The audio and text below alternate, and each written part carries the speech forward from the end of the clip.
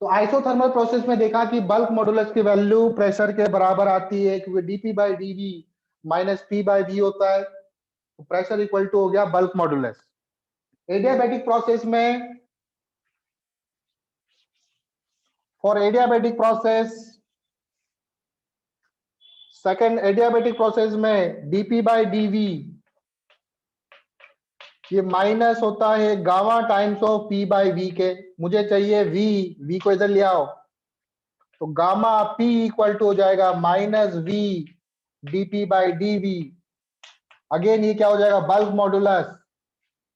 तो adiabatic process के लिए बल्क मॉडुलस की वैल्यू गामा टाइम्स होती है प्रेशर के।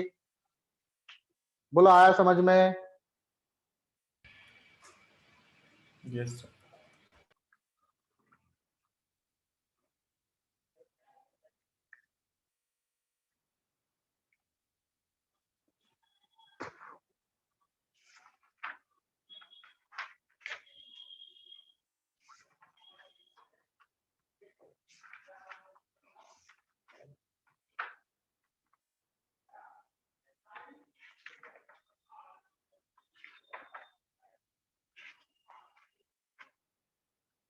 चलो आगे देखें।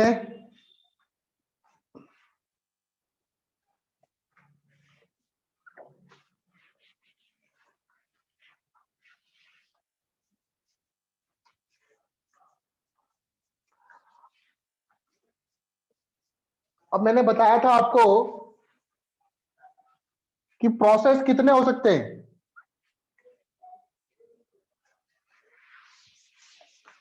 किसी गैस का प्रेशर है,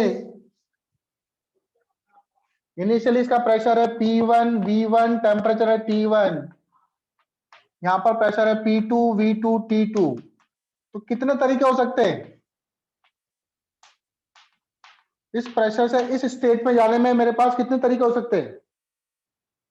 अगर मैं टेम्परेचर कांस्टेंट करके गया तो उसे बोलूंगा आइसोथर्मल प्रोसेस, प्रेशर कांस्टेंट करके गया तो उसे बोलूंगा आइसोबैरिक प्रोसेस, वॉल्यूम कांस्टेंट करके गया तो उसको बोलूंगा मैं आइसोकोरिक प्रोसेस, एनर्जी को कांस्टेंट करके गया, कोई हीट एक्सचेंज नहीं, तो उसे बोलूंगा मैं एडियाबैटिक प्रोसेस। लेकिन ऐसे बहुत सारे प्रोसेस हो सकते हैं, इनफाइनाइट प्रोसेस हो सकते हैं, ऐसे बहुत सारे प्रोसेस हो सकते हैं।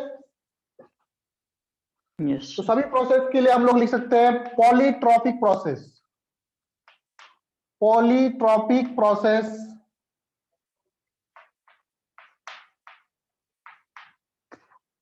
तो पॉलीट्रॉपिक प्रोसेस के लिए क्या इक्वेशन होगी? डिफाइनिंग इक्वेशन इसके लिए होगा पी वी एक्स वी की power X, P V X equal to constant.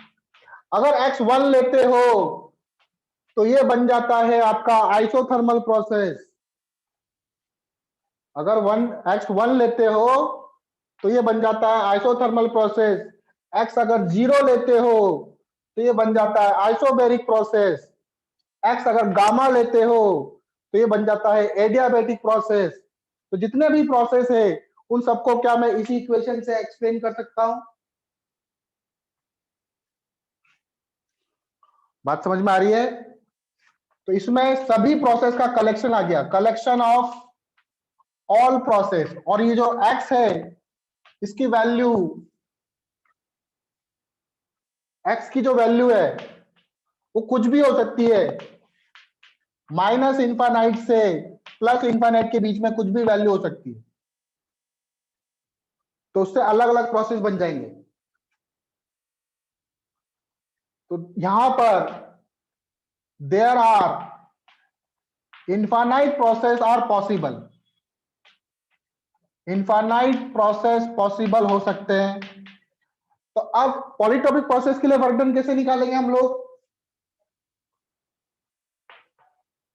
तो याद करो, जब पीवी गामा होता था, पीवी की पावर गामा, तो वहां पर वर्क डन क्या आया था? डेल्टा डब्ल्यू बराबर minus N R delta T. अभी निकाला था हमने नीचे लिखा था गामा -1। यहां पर क्या लिखेंगे? गामा की जगह बस एक्स आ जाएगा, एक्स -1। बोलो आया समझ में? एक्स की वैल्यू आपको गिवन होगी जो भी होगी, और इसको डेल्टा टी को T initial minus T final लिख सकते थे हम लोग। डेल्टा डब्ल्यू को हम लोग P initial P final V final divided by X minus 1 ऐसे भी लिख सकते हैं।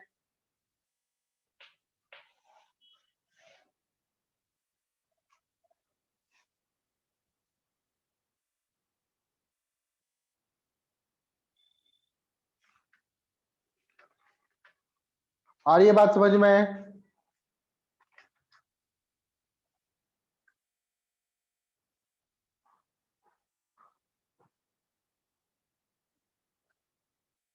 Yes sir. नोट कर लो इसको।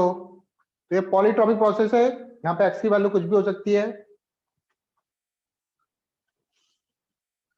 Yes sir. ठीक है, चलो Yes, आगे sir. देखिए अब।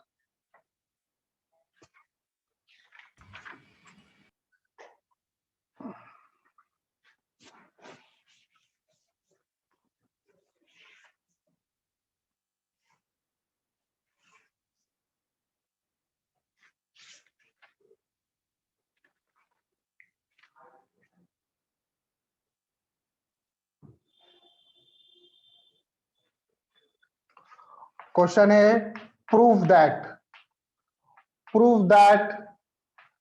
Molar heat capacity that is C for polytropic process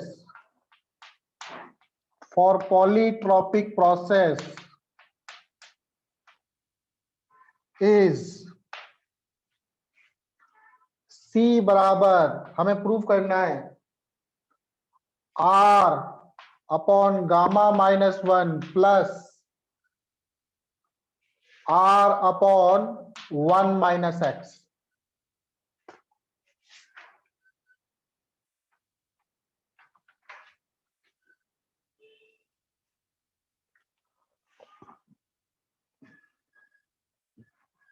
तो कैसे करेंगे?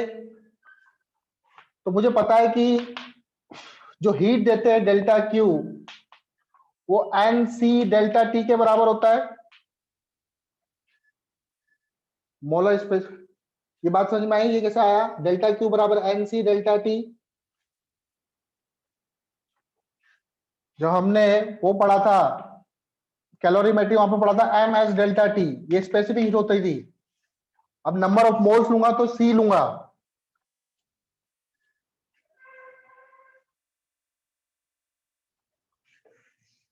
तो हमें सी निकालना है, तो सी बराबर क्या हो जाएगा? सी बराबर हो जाएगा delta Q plus N delta T. Delta U change in internal energy, sorry delta Q है ये। डेल्टा क्यू बराबर होता है delta U plus delta W upon N delta T. Delta U ये होगा एन डेल्टा टी और delta W N delta T. अब value रख दो। Delta U change in internal energy क्या होती है? N C V delta T. क्या होता है? N C V delta T by N delta T. और डेल्टा डब्ल्यू क्या होता है? Work done. पॉलीट्रॉपिक प्रोसेस में वर्क डन क्या होता है? अभी हमने निकाला था, डेल्टा डब्ल्यू आया था minus N R delta T by X minus 1, यही था पॉलीट्रॉपिक प्रोसेस के लिए। तो minus N R delta T X minus 1 into N delta T. N से एन कैंसिल, डेल्टा टी से डेल्टा टी कैंसिल, एन से एन कैंसिल, डेल्टा टी से delta T cancel. यहां पे आ जाएगा सीवी, माइनस को देखो इधर ले जाओ तो ये 1 माइनस एक्स हो जाएगा, आर अपॉन 1 माइनस एक्स। और सीवी बराबर क्या होता है? सीवी बराबर आर अपॉन गामा माइनस 1 होता है, याद है आप लोगों को? तो ये हो जाएगा सी बराबर r upon gamma minus 1 plus r upon 1 minus x. आया समझ में? ऊपर से उड़ गया।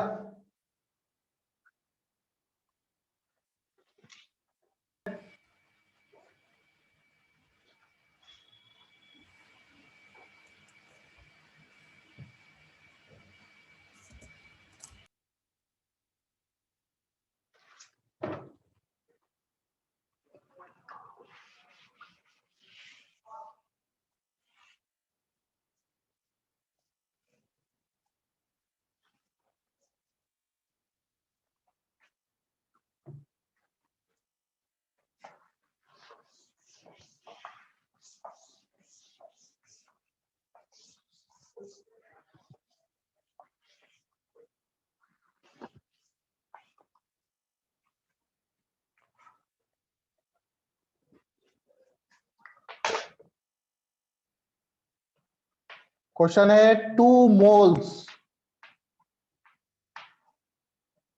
of an ideal gas, 2 moles of an ideal gas at temperature θ1, temperature कितना है अभी? θ1, expand according to law, expand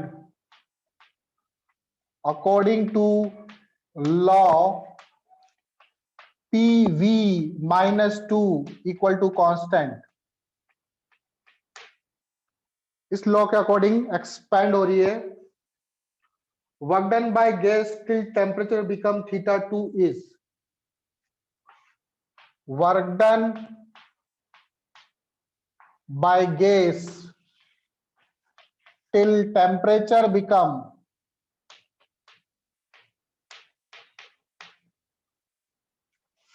θ2 is. बहुत ही आसान सवाल है। ऑप्शन है इसके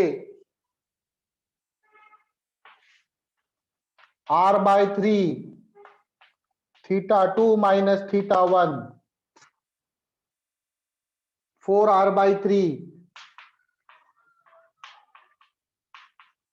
θ2 minus θ1, ऑप्शन सी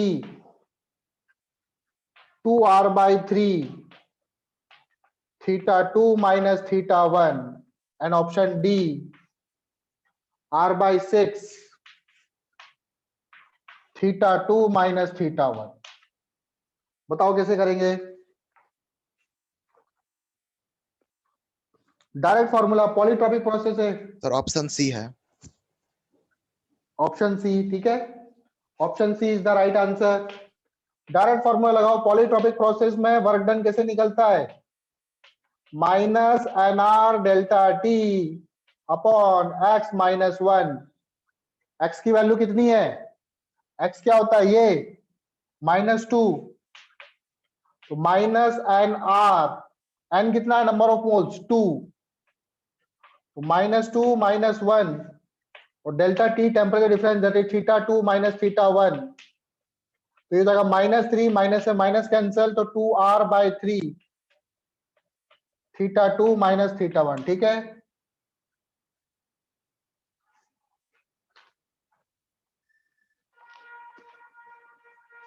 चलो नोट कर लो इसको। नेक्स्ट क्वेश्चन देखते हैं।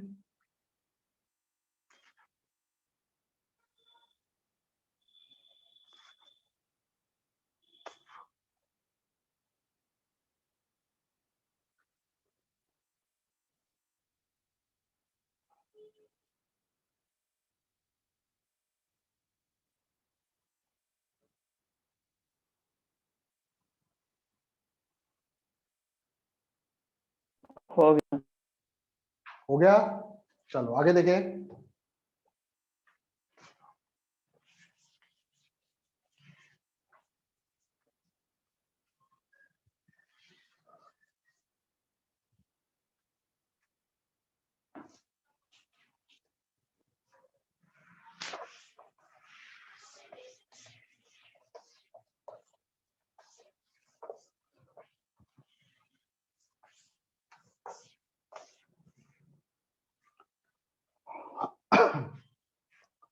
क्वेश्चन है 4 moles of an ideal monoatomic gas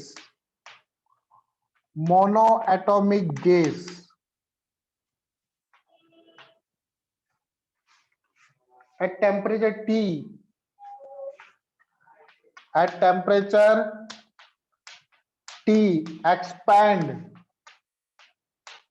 according to law PV minus 1 equal to constant. PV minus 1 equal to constant. If final temperature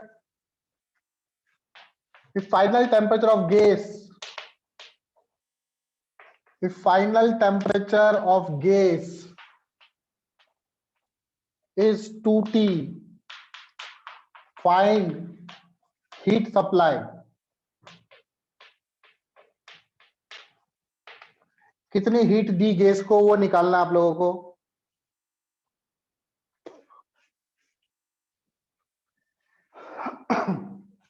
तो हीट सप्लाई क्या होता है, डेल्टा क्यू बराबर होता है एन सी डेल्टा टी। यहाँ पे सीपी सीवी नहीं लिखेंगे, एन सी डेल्टा टी होता है, अभी बताया था। नंबर ऑफ मोल्स कितने, 4। सी क्या होता है, सी अभी हमने प्रूफ किया था कि पॉलीट्रॉपिक प्रोसेस के सी की वैल्यू होती है R upon gamma minus 1 plus R upon 1 minus X, यही था। तो सी की जगह ये रख देंगे। नंबर ऑफ मोल्स कितने, 4। यहां आ जाएगा R upon gamma minus 1, R upon 1 minus X. Delta T कितना, final temperature 2T, initial temperature T था। अब गामा कितना होता है polytropic process, sorry monoatomic gas के लिए गामा 3 नहीं, वो तो डिग्री ऑफ फ्रीडम होता है बेटा। सीपी बाई सीवी 5/3 आया था ना, याद करो 5/3। Yes, sir. 5/3 minus 1 plus R, X कितना है -1, 1 माइनस माइनस प्लस हो जाएगा और यहां आ जाएगा टी। सॉल्व करो, 5 माइनस 3 2, फिर 3 ऊपर चला जाएगा 3r by 2 plus r by 2 into T. 2 से 2 cancel, 3r plus r 4r 8rt आ जाएगा। आई थिंक ये आएगा क्या, तो फाइनली आपका आंसर आएगा 8rt। आया समझ में, मुश्किल? No. चलो नेक्स्ट क्वेश्चन देखो।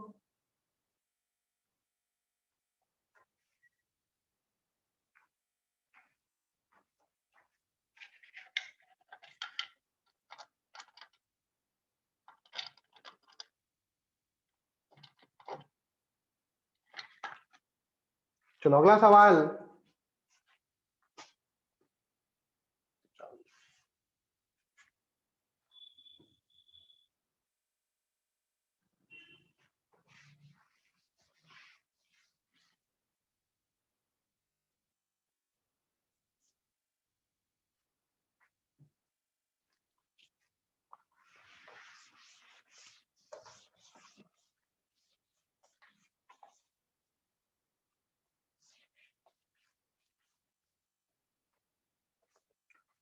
A diatomic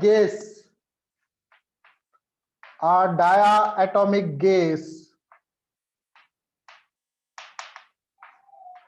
does 80 joule work, 80 joule का वर्क कर रही है diatomic when expand isobarically, when expand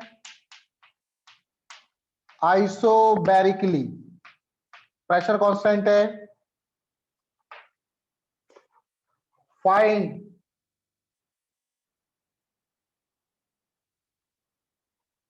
heat given to the gas, find heat given to the gas, कितनी हीट दी मैंने गैस को, ये निकालना है। Find heat given to the gas.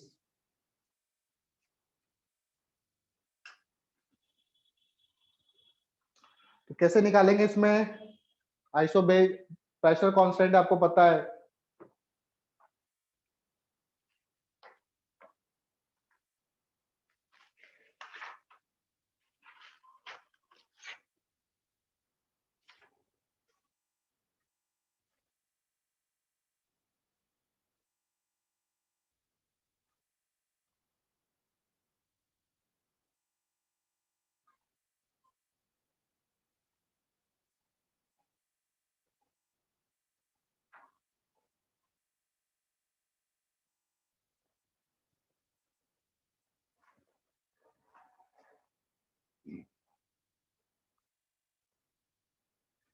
देखो आइसोबेरिक प्रोसेस में वर्क डन कैसे निकालते हैं हम लोग?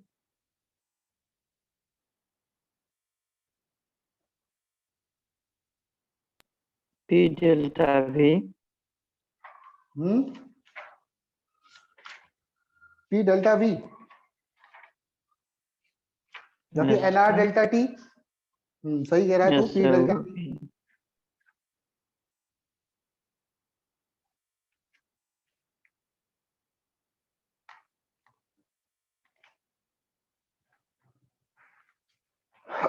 ये सारे प्रोसेस आपको याद होने चाहिए।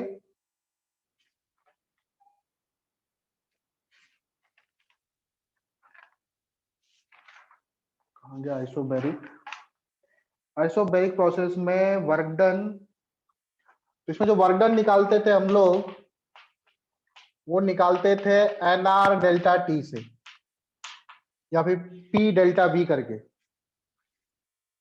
और हीट सप्लाई जो होती थी, हीट सप्लाई भी उसमें है, हीट सप्लाई होती थी एनसीपी डेल्टा टी, याद है? NCP delta T. सीपी बराबर क्या होता है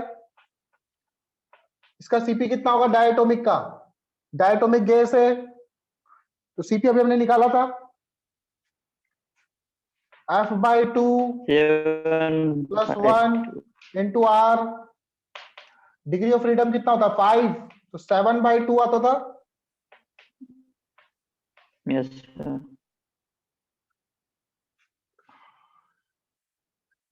तो डेल्टा क्यू लिख सकता हूं मैं, एन सीपी की जगह लिख दूंगा 7/2। 7/2 आ गया एन आर डेल्टा टी। अच्छा डेल्टा डब्ल्यू की वैल्यू तो दे रखी है मुझे 80 जूल, तो delta Q N R delta T की वैल्यू पुट कर दो यहां से। तो 7/2 इंटू 80, आंसर आएगा 280 जूल। बोलो आया समझ में? Yes, sir. तो आपको ये सारे प्रोसेस में जो वर्क डन होते हैं वो याद होने चाहिए।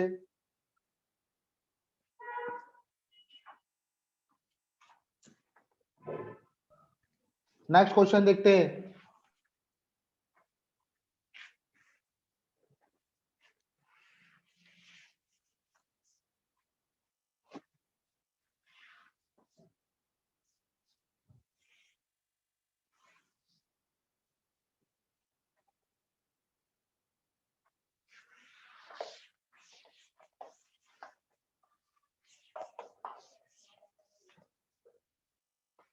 नेक्स्ट क्वेश्चन है a vessel containing 1 mole of monoatomic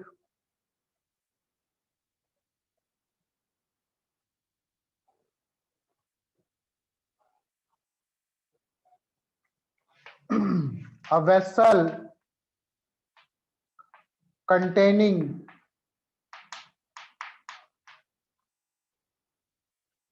1 mole of monoatomic gas of molecular weight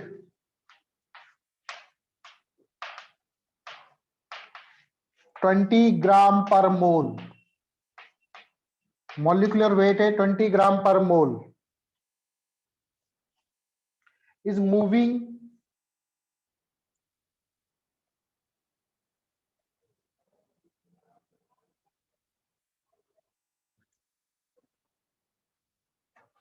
is moving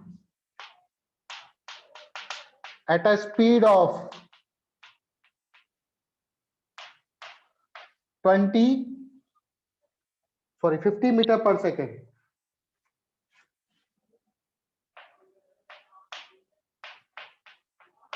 fifty meter per second से मूव कर रही है gas.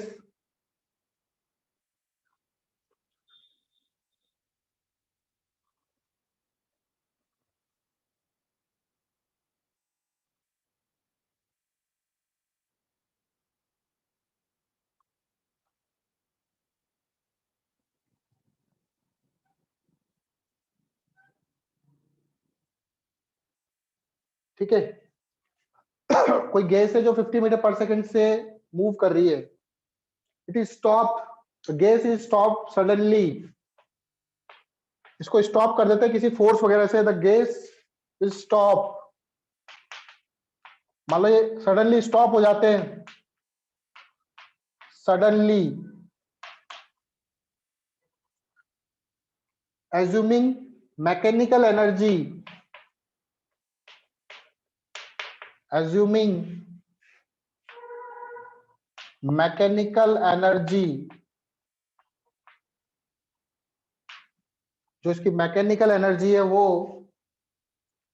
Lost convert to increase the internal energy, assuming mechanical energy lost is used to increase the internal energy of gas.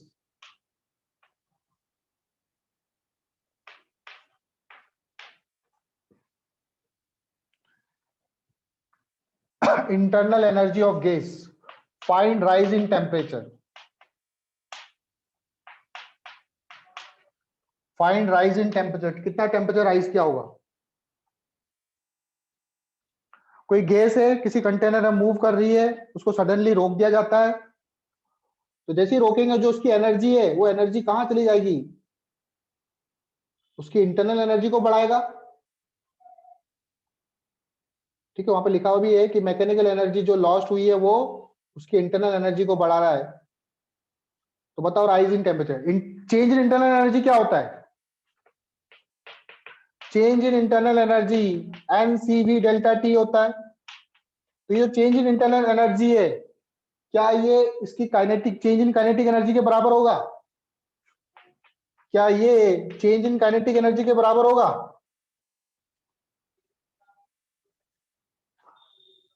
हमें rise in temperature NCV delta T, kinetic energy में कितना चाहिए? Initially मतलब stop कर दिया तो final kinetic energy 0, तो change in kinetic energy कितना है? Half mv²।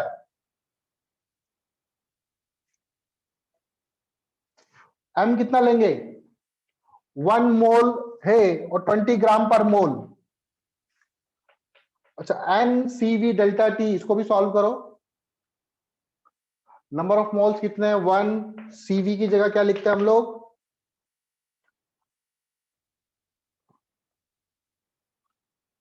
CV की जगह लिखेंगे, मोनो एटॉमिक है ना, तो 3R/2। राइज इन टेम्परेचर निकालना है मुझे, डेल्टा T हाफ m कितना है? 20 ग्राम, 20 डिवाइडेड बाय 1000, स्पीड है 50 का स्क्वायर, 20 से ये 50 बार जाएगा आई थिंक, 50 से ये एक बार कैंसिल, 50 से ये 25,